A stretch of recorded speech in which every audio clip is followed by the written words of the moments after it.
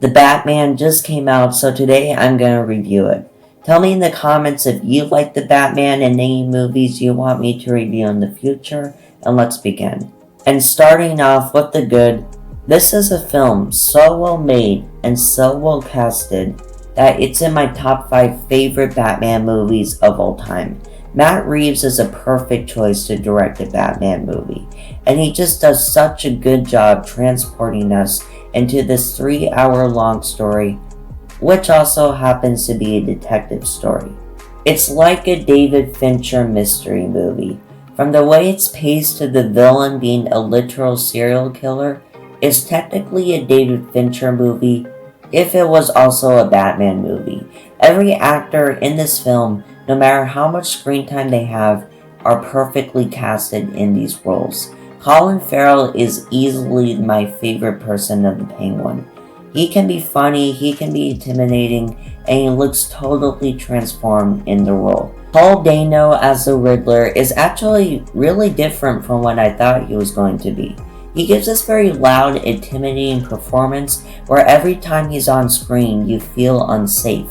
This guy may be more crazy than any other Batman villain we have got. He has totally lost his mind, and some people in the theater were actually laughing at his interrogation scene for how over the top his performance was. Best performance in the movie by far. And the detective parts were still some of my favorite parts of the film. Seeing Ralph Fiennes as Jim Gordon and Robert Pattinson as Batman trying to solve this mystery together was always fun to watch, and their chemistry feels natural. And of course, the talent behind the camera is what shines the most. Greg Fraser is a cinematographer for this film, and he should get a raise because everything from the action scenes to the car chases to just any shot in the movie is done to perfection. He also did the cinematography for such films as Dune and Rogue One: A Star Wars Story.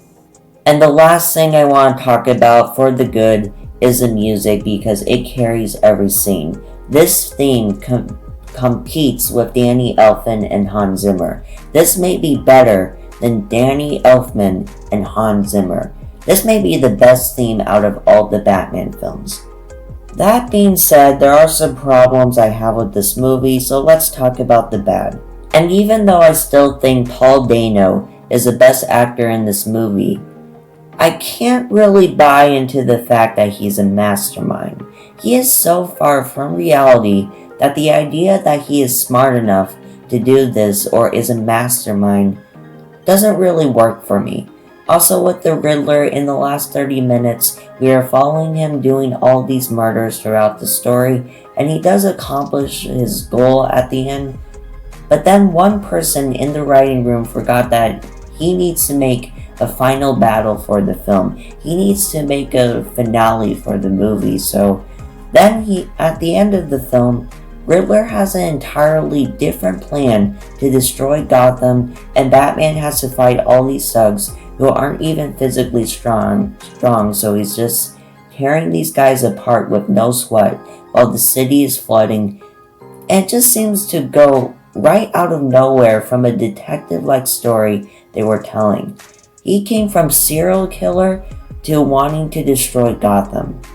Also, even though I think Robert Pattinson does a good job as Batman, I don't think he does a good job as Bruce Wayne. He just looks so serious for every scene. I don't think he laughed at any point. He just has one personality, being serious. He's just a shy introvert who's not doing anything to help the city. He has billions and billions of dollars, and he's not doing anything with it. He treats Alfred like trash and is actually kind of a jerk. So I don't like how they characterize Bruce Wayne. Of course, he did a good job playing Batman. You can see a lot of expression in his eyes, and still when he plays Bruce Wayne, I just couldn't buy into the fact that he was even a billionaire. So even though Robert Pattinson is good as Batman, he's not good as Bruce Wayne. That being said, it's still a great Batman movie, so let's go on to our final ranking. And I'm going to give it a 9.4 out of 10. If you want a long, sometimes scary detective movie with Batman, you should watch it. And hey, now that I'm done with the review, it's time to rank every single Batman movie from worst to best. I already did this a few months ago, but come on, my old video sucked, so now I'm gonna do it again with the Batman. So be sure to subscribe, click the bell, and ring the notification bell so you can get notifications for my new videos, and so you can watch that ranking. Thank you for watching, and have a great day.